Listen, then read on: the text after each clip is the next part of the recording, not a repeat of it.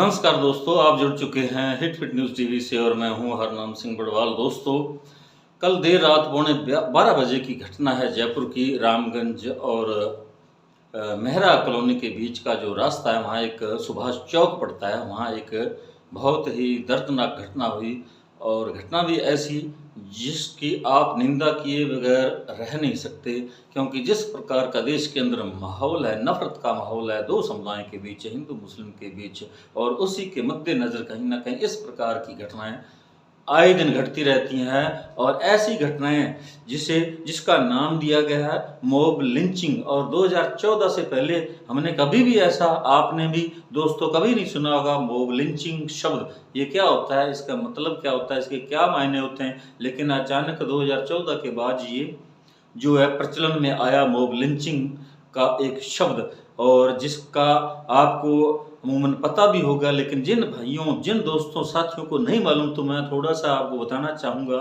Mob lynching, जैसा कि mob का मतलब होता है भीड़, तो भीड़ जो एकदम अचानक इकट्ठी होती है और किसी की पीट-पीट कर हत्या कर देती है, उसे मॉब लिंचिंग का नाम दिया गया था। और इसका आजकल बहुत ट्रेंड चल रहा है, क्योंकि यहाँ मोदी युग है, यहाँ कुछ भी मुमकिन है। इसलिए क्योंकि उन्होंने ऐसा ज़हर भर दिया है युवाओं के अंदर और समुदायों के बीच, दो समुदायों के बीच ऐसी नफ़रत की खाई इतनी गहरी हो चुकी है कि वो एक दूसरे को बिल्कुल पसंद नहीं करते। हालाँकि सभी लोगों की मानसिकता, सभी लोगों की सोच ऐसी नहीं है, लेकिन कुछ ऐसे कट्टरवादी सोच के दोनों ही समुदायों के अंदर लोग हैं, जो आमने-सामने आते ही जैसे दो सांड एक दूसरे को देख नहीं सकते, उसी प्रकार ये दोनों समुदाय एक दूसरे पर इतने क्रोधित हो जाते हैं, जरा सी बात पर ये इतने तिल मिला जाते हैं कि एक दूसरे की जान लेने पर उतारू हो जाते हैं, खून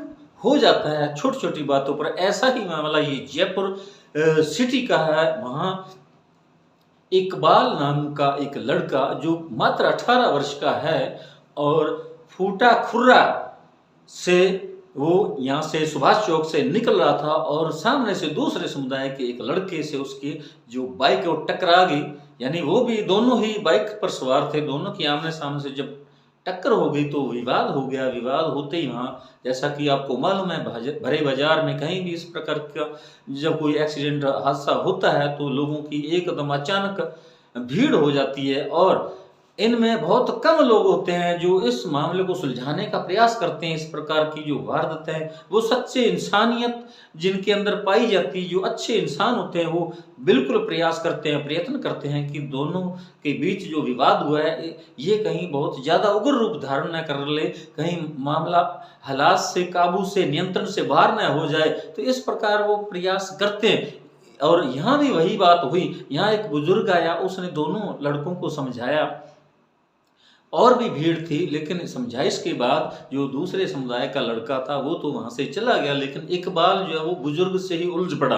और इतने में जो दूसरे लोग थे उन्होंने गाली गलौज भी किया और लाठी से और एक सरिये से उस पर वार किए, जो उसके सिर पर सरिये की चोट लगी और वो वहीं पर चित्त हो गया, यानी मारा गया। तो इस प्रकार की जो इतनी जो नफ़रत है, ये इसी नफ़रत का परिणाम है। और दो समुदायों के बीच ये जो नफ़रत पैदा की गई है, जो दौर चल रहा है 2014 के बाद, उसी का ये परिणाम है कहीं न कहीं। और इतना हादसा होने के बाद वहाँ एकदम दोनों समुदायों के बीच तनाव हो गया, मेहरा कॉलोनी से और इस जो सुभाष चौक है, यहाँ पर एकदम लोगों की भारी जमावड़ा हो गया। मुस्लिम समुदाय के लोग यहाँ हज़ारों की संख्या में एकत्र हो गए, और डीजीपी उमेश मिश्रा को जब पता चला तो उन्होंने एसटीएफ की वहाँ तैनाती कर दी। वहाँ हज़ारों की संख्या में पुलिस बल भी तैनात किया गया कि दोनों समुदायों के बीच आमने सामने की कहीं और झड़पें न हो जाएं। और मुख्यमंत्री की नॉलेज में भी ये बात लाई गई। यहाँ के जो मुस्लिम विधायक हैं उन्होंने भी मुख्यमंत्री से इस बात का जिक्र किया, बात जो है पूरी जानकारी दी। तो उसके बाद डीजीपी ने भरोसा दिया।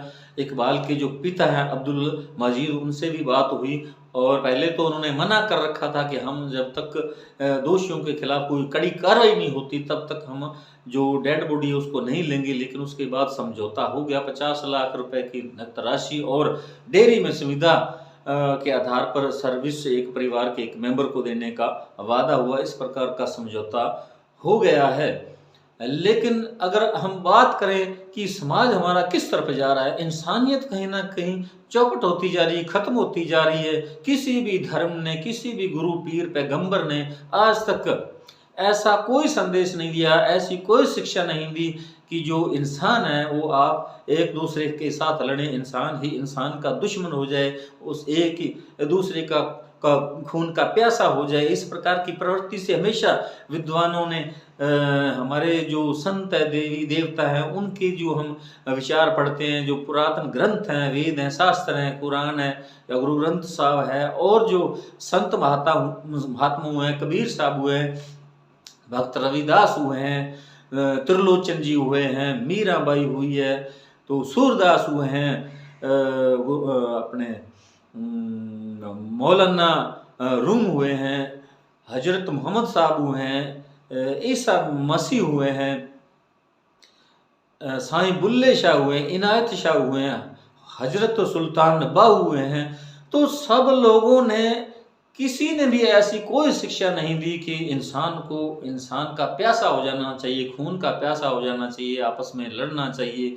तो ये बिल्कुल इंसानियत के खिलाफ है।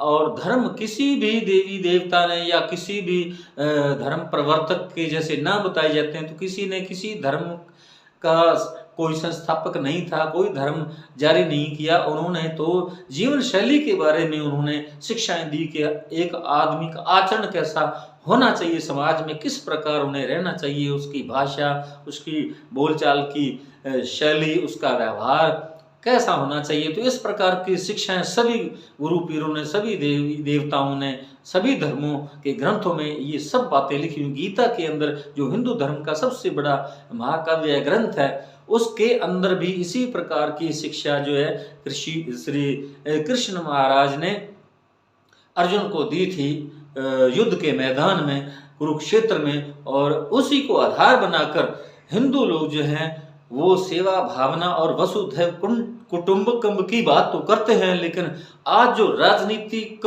फायदा लाभ उठाने के लिए, राजनीतिक स्वार्थ के लिए लोगों को गुमराह किया जाता है। तो मेरी आपस से अपील है दोस्तों, साथियों, सभी धर्म के लोगों से अपील है कि आप इन राजनेताओं की किसी बात पर विश्वास ना करें। आप लोकतंत्र को बचाने का काम करें, लोकतांत्रिक संस्थाओं की कदर करें और उन पर चलने का काम करें, और एक दूसरे को नफरत से मत देखें।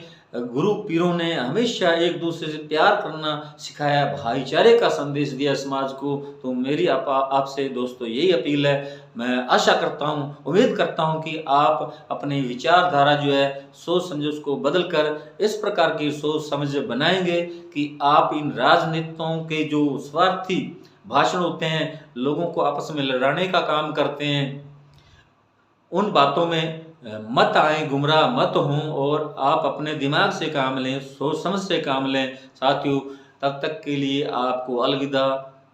और साथियों, एक दूसरी बात मैं आपको कहना चाहूँगा कि सच्ची पत्रकारिता करने वाले लोगों को आप जरूर प्रोत्साहित करिए। इस चैनल को आप ज़्यादा से ज़्यादा सब्सक्राइब करें, शेयर करें, लाइक करें। आपका बहुत बहुत शुक्रिया, धन्यवाद, राम राम, सत श्री अकाल।